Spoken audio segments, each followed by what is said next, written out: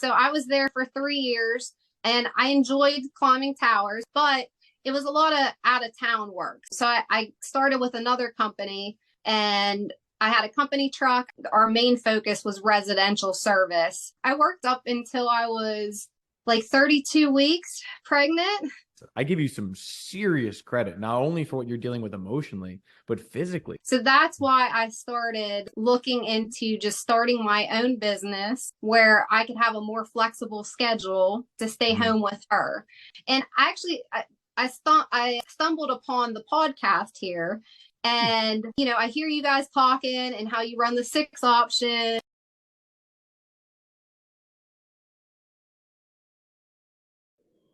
Hello, hello, hello, and welcome back to yet another episode of Electricpreneur Secrets, the Electricians Podcast. I am your host, Clay Newmeyer, and with me, as always, my esteemed co-host, Joseph Lucani. And we are the Electricpreneurs, a couple of master electricians with business addictions here and ready to serve. Serve who? Serve you if you're a fellow electricpreneur.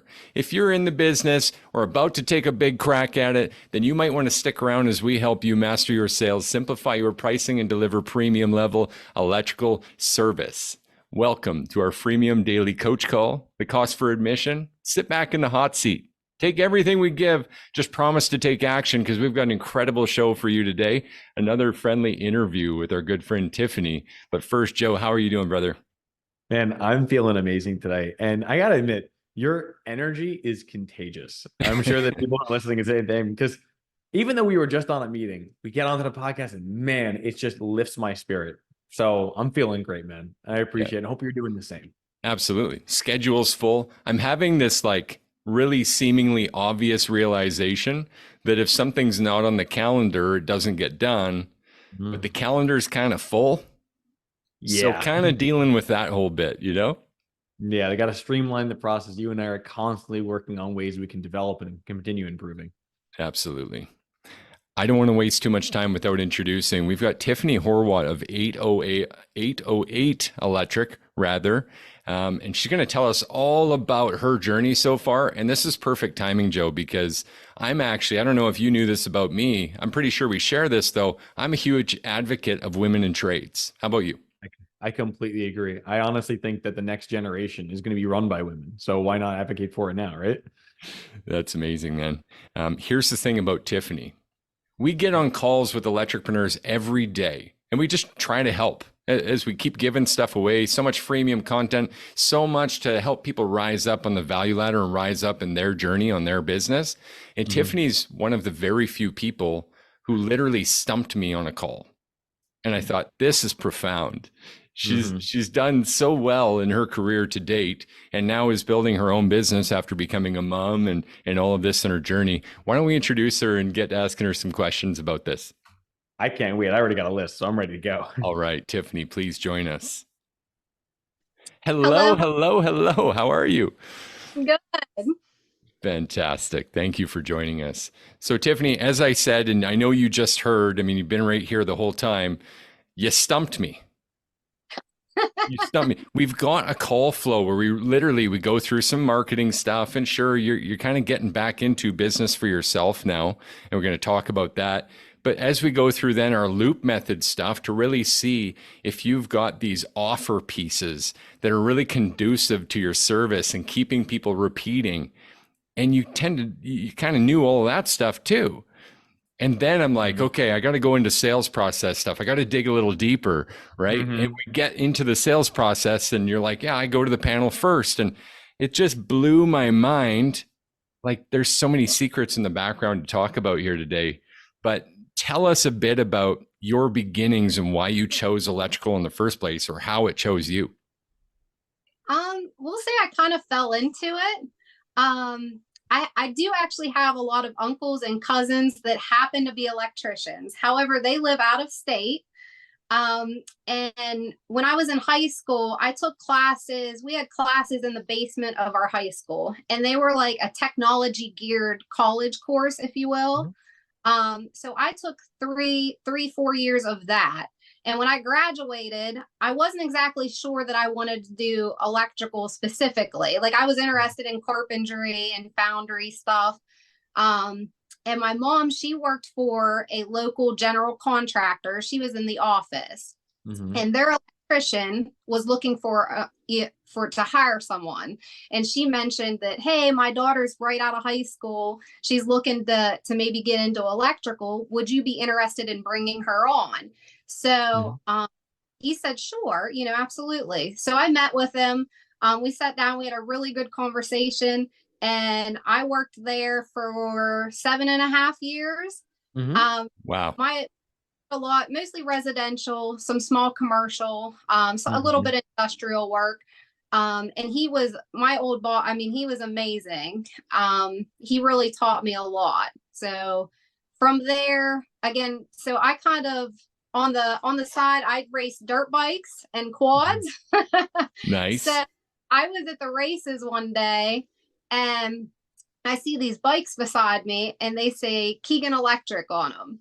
So I see the guys over there, and I'm like, hey, you guys are electricians? I am too. So we got to talking, and I said, are you guys hiring by chance? And they said, well, we're not hiring on our electrical end, but we're actually hiring on our climbing end.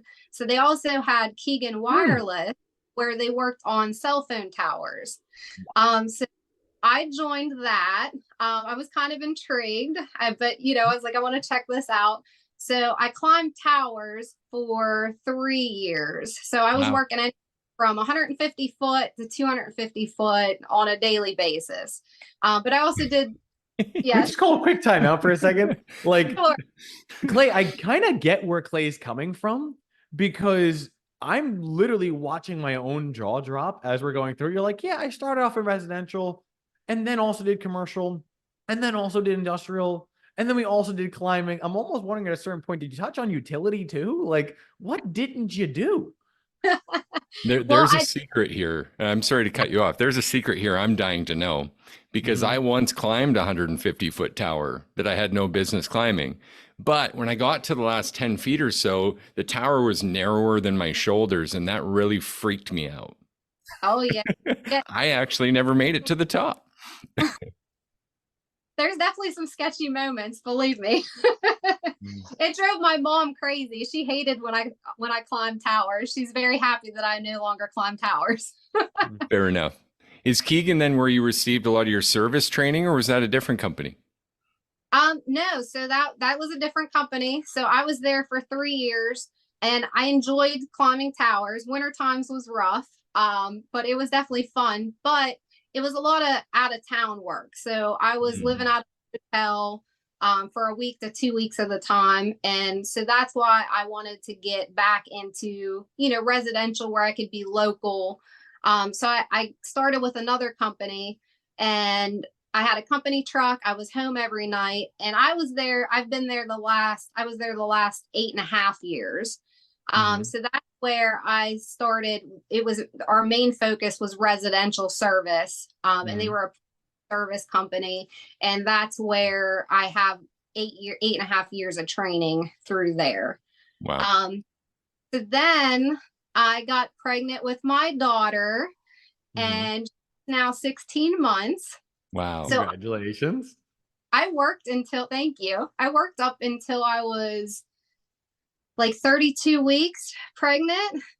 They did give me a help, but yeah, I had a big belly, and I remember trying to sit down and do floor outlets, and I'm like, this is not working. Like, I couldn't bend to reach the floor outlets. Whatever you're made out of, I wish that we could simply just package it, because I feel like we need more individuals like you. I mean, my wife, bless her, she's amazing. But I was going to say, I can't imagine being 32 weeks and physically doing like manual labor. Yeah, like, that's intense. I give you some serious credit, not only for what you're dealing with emotionally, but physically. That's really intense. What made you want to keep going at the late weeks? I mean, if you're not here in Pennsylvania, like, we don't have any kind of like paid maternity leave. So okay, to max it out. So yeah, so a point of that too, if I'm not working, I'm not getting paid also. So I was planning on, literally, after I went on maternity leave, I was planning on not staying home that long. And I was planning on going right back to work. But once I had her, I just could not see leaving. Like I would be gone 10, 12 hours a day. And, like 6 days a week, 5 to 6 days. So like, there's no way I could do that. So that's why I started looking into just starting my own business where I could have a more flexible schedule to stay home with her. So that's been working out really well because she's been able to stay at my mom's or my husband's parents. I haven't had to have her in daycare or anything, knock on wood so far. So that's been a blessing. Really good. So That's my amazing. why of starting finally. And actually, I stumbled upon the podcast here, and I hear you guys talking and how you run the 6 options, and so everything caught my ear because I'm like, I do that. Like, I know how to do that. Like, I know what these guys are talking about. And then you started the, about you were interviewing other company owners and they were telling me their stories about how they literally started out of their shed and now they're like $1 million company. They did $1 million in their first year. And I'm like, you know what? I could do this. I can really do this. So you guys have really motivated me. And here I am. I appreciate that. That we're so grateful to hear that. That's amazing. When you're speaking to sales, then obviously you had a pretty good track record. Like what was an average year for you out of your van selling it as a service tech, right? Definitely like on a monthly, I could do anywhere from 40 to 80,000, I would say a month, anywhere in that ballpark. Really good. Was that like since day one, or did you have to build up to that point? Definitely had to build up. So not right out the gate. But they were, I would say that the company was very impressed with me right out of from the start. I would say they were definitely impressed with me. Yeah, I can see why. I mean, pretty much everything you said so far shows you're built of a different kind of caliber individual. I'm genuinely impressed. Thank you. We actually we're here for your electricpreneur secrets today. You mentioned getting a bit of an award before. Can you explain a bit of that story and what the award was for? Oh yeah. So I went to service training school. We went for I think it was like a weekend in Minnesota. The company had sent us to, and sent 2 of us. Nice. And there's a whole bunch of other companies, and their service techs are there.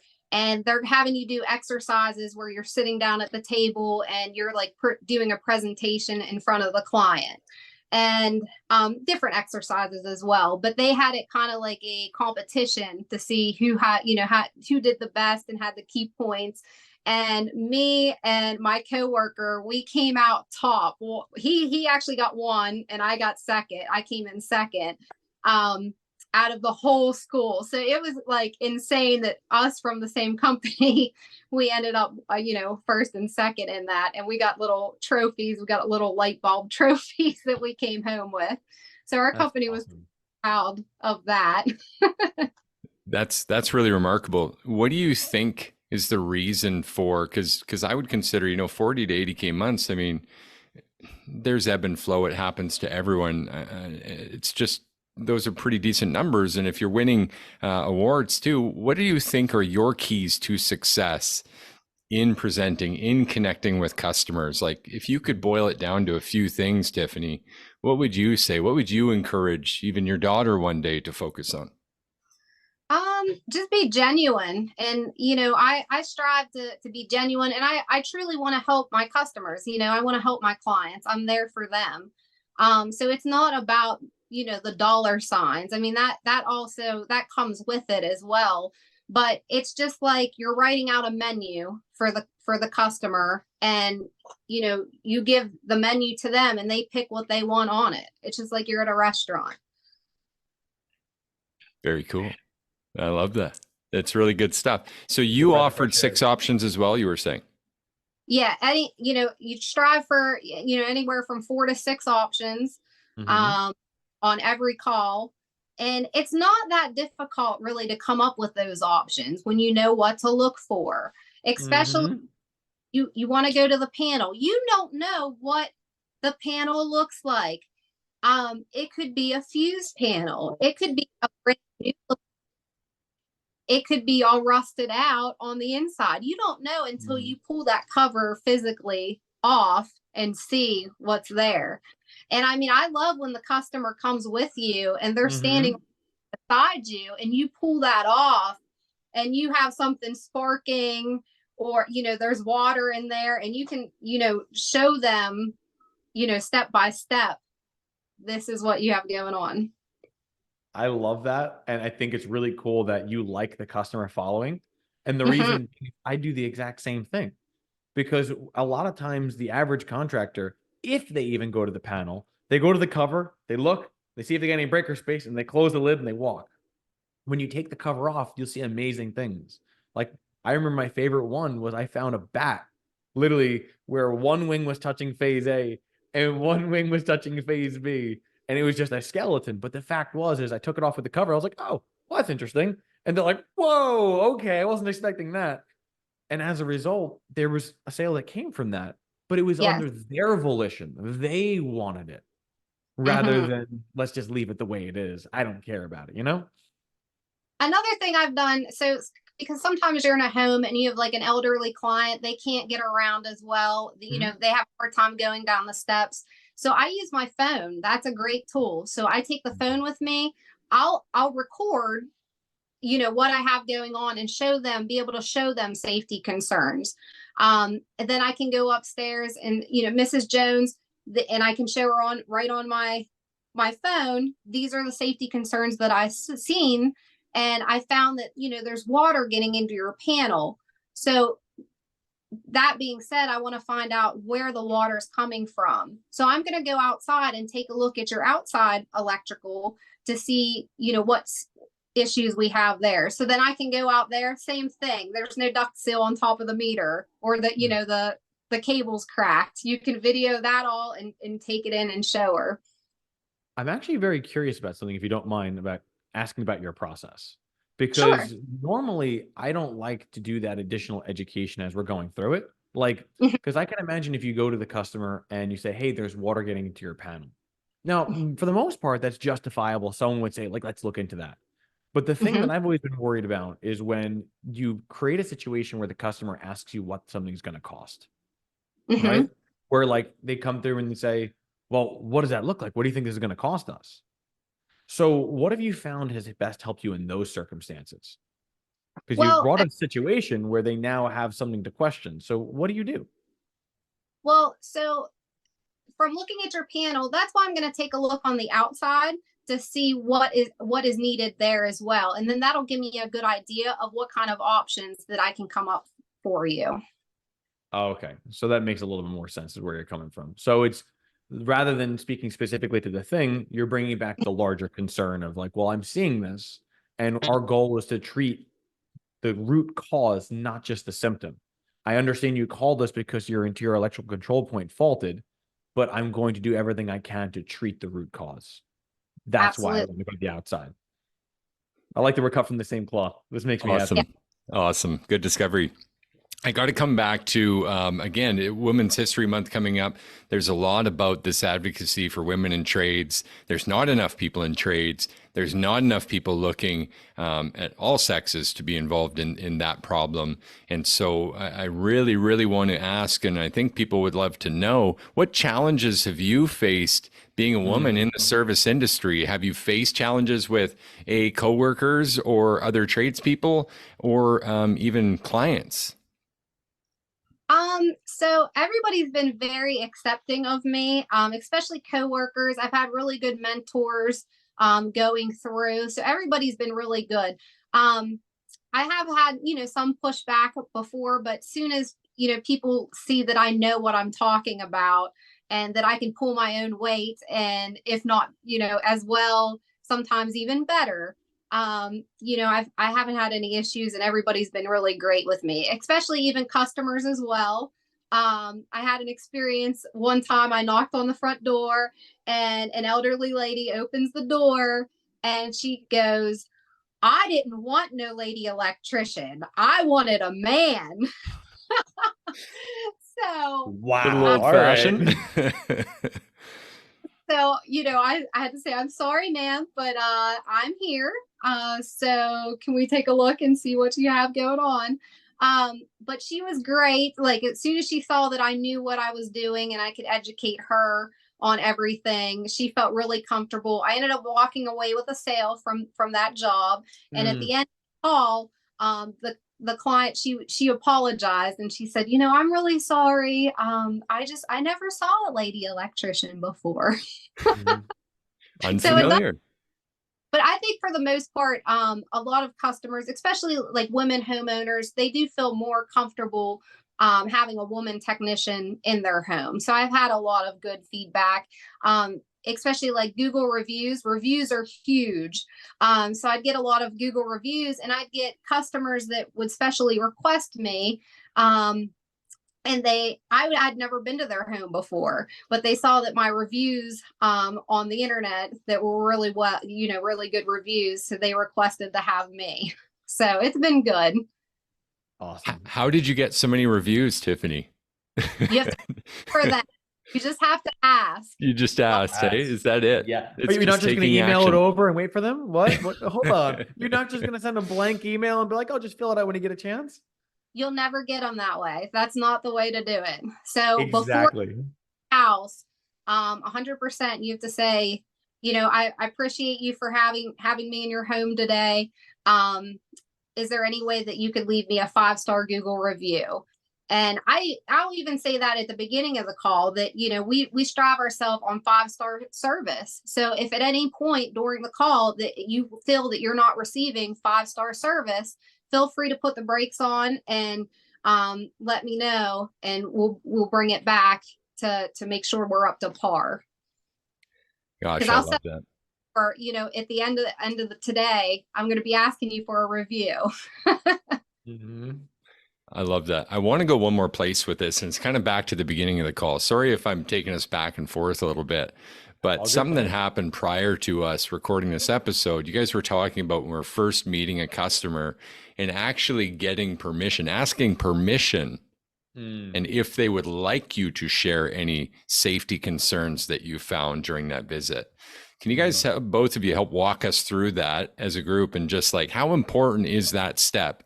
And really asking the client if what they would like to do in that case. Floor is yours, Tiffany. So myself, like right at the front door, I set the expectations with the client. So I tell them exactly what I'm going to go through. So Mrs. Jones, the first thing you can do, you can expect from me today, is the first thing I'm going to do, I'll take a look at your issue here with your flickering lights. I'll also take a look at other key components of your electrical system, such as your electrical panel. And that'll give me a good idea of what kind of wiring you have in the house, what kind of panel it is. I'll make sure there's no safety concerns there. If there is any safety concerns, what would you like me to do? Sure, I will definitely be sure to let you know, and I'll bring those to your attention. Okay, do you want to start here in the dining room at your lights? Mm. I love that a lot. And if I can kind of break down the process a little bit for you, because Absolutely. I'm hearing the things that you're saying, and I think it's really, really awesome. Which was the first thing was, I know that you're using a Mrs. Jones term. Is there a Yeah. reason why you use the first name rather than go for the formal? Nope. Okay, no worries. I didn't know if that was a particular. I like to break things down and understand them as a whole. So Uh-huh. whenever I see someone who's highly trained, I'm like, all right, I gotta figure what they know, right? Because I consider you like a peer, like you really know your stuff. So Thank. okay. So the second thing was, is you started off and you were talking about like, let's address the flickering light, right? And Mhm. obviously we're talking about a generic scenario, right? Yes. Now, when you mentioned that you're going down to the panel, I thought that was really great. Do you make that a highlighted focus? Like, hey, we have to look at the panel, or do you make it more of a suggestion like, I'd like to look at the panel? 100%. I need to look at the panel. If I do Perfect. not get your panel, you're not getting any service today. I'm That's sorry. perfect. No, I completely agree. I think that's a good stance. I wanted to make sure that it wasn't like, we'd like to see the panel, because that's, I think, where a lot of electricians struggle. where they make it a request, but at the end of the day, they are the professional that can dictate whether the customer gets service or not. So I believe it needs to be done. Like early on, I had a customer, they just needed, like they had a bad outlet and they just needed it replaced. And the husband was in the office on a phone call, and the electrical panel was in that office. So I decided to just change the outlet real quick. I just changed it hot for them. And I think when I got into it, the wires were real short. So I was going to spark it just to trip the breaker, and it would not trip. I was almost welding. I was like arcing so much that this breaker would not trip. So eventually I get to the panel. It's Federal panel. Oh my God. That's awesome. It would not trip. So that's a good lesson learned, though, of always go to the panel first, because you don't know what it's going to be. I think that's really, really cool that you experienced the Federal Pacific like that. It reminded me very similar. Like the first time I was ever told that Federal was wrong, I just assumed it's probably not wrong. But the person that was teaching me was like, okay, let me show you. And opened the panel, took a wire directly off the breaker and was like, I'm going to hold this. I'm going to touch it to the ground, and touched the ground bar. And it was like, I'm like, shouldn't it trip? He goes like, oh, it should. And it didn't trip. Okay, great. So do you think we should install these? I was like, no. So the thing is the customers seemed like they were giving you resistance about going in, but eventually you went in. Now, was this after the fact of, hey, I'm arcing and arcing and arcing? Like, how did you bring it up to their attention after the fact? So I think the homeowner was there, like the wife was there. So she saw what was going on. And I'm like, this should not happen. So once I finally got, to the panel and saw that it was a Federal Pacific, I was able to educate them. And there's even I think there's a website. It's called ismypanelsafe.com. And and it tells about Zensko's, Federal Pacifics, and outdated. So like fuse panels. So that's a great tool as well, because you can show that to your customer as well, and they can, look it up for themselves. I'm gonna look at that. Sounds like a great idea. We always want to leave people better than we found them. And I think that's certainly happening. We are going to be mindful of time too, Tiffany. We may have to have you on again. We're super pumped for you in 808 Electric. What is the 808 in 808 Electric? So again, I'm a dirt bike and quad racer. So that has been my racing number for pretty much ever. So that's where I came up with the 808 Electric. Awesome. And just share with us quick, really loved this interview. Where's 808 Electric going in the coming years? What do you see for size? What are you building this to? So we'll see. We'll see where it goes. I'm just starting out. So I just acquired a van. So I just got a logo. I'm working on getting the van up and running. I'm literally working out of my own. I have a she shed at the house. So that's literally like where my quarters are. So, I would like to be able to put on, some electricians under me. So I would like to build my business. So we'll see where it goes, but basically the sky's the limit. So we'll see where we can go, but we're just starting out. But I think we'll do well. All right. Based on your track record, I have absolutely no doubt in your ability of bringing in revenue. You clearly seem to understand what you're doing, and that puts you ahead of drastically the majority of electricians that you run into. So I think that's really, really cool.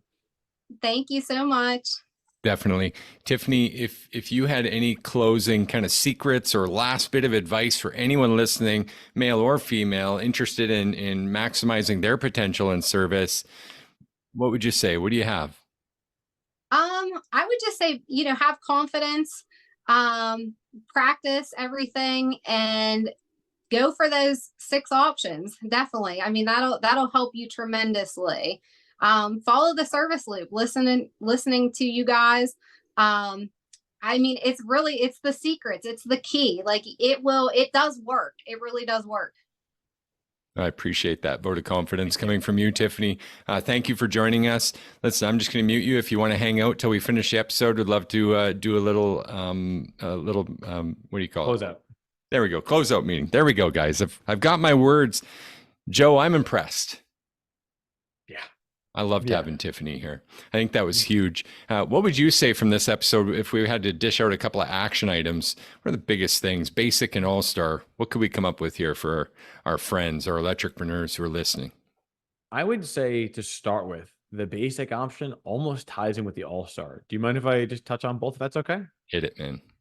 Because the thing that really blew my mind was the fact that she was already comfortable doing 4 to 6 options, and as a result, doesn't shy away from them. So I would say for the basic, it's simply acknowledging that what is happening in this industry is real, and that doing the good, better, best, and only offering 1 or 2 choices is no longer a relevant way of doing business. People are now offering options. The all-star, though, I think is really specific to you, Tiffany, is that she said it wasn't hard creating 4 to 6 options, but that comes from the muscle memory and the experience of doing so.